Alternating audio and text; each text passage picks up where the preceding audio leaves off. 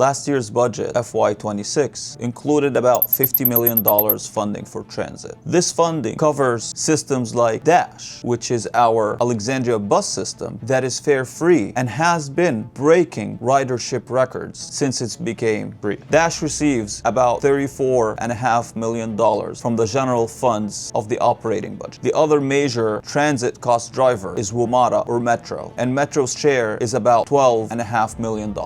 And then there are other systems that are also funded under that part of the budget, like VRE, like the King Street Trolley, and like the Department of Transportation paratransit program. We also receive about $9.5 million from the Northern Virginia Transportation Authority that is tied to the level of transit funding that we include in our budget. So not only does transit contribute to our economy by moving people and opening up opportunities, it also brings regional transportation funding back into the city. Another big portion of last year's budget went to the Department of Community and Human Services, and that amounted for about $61.2 million.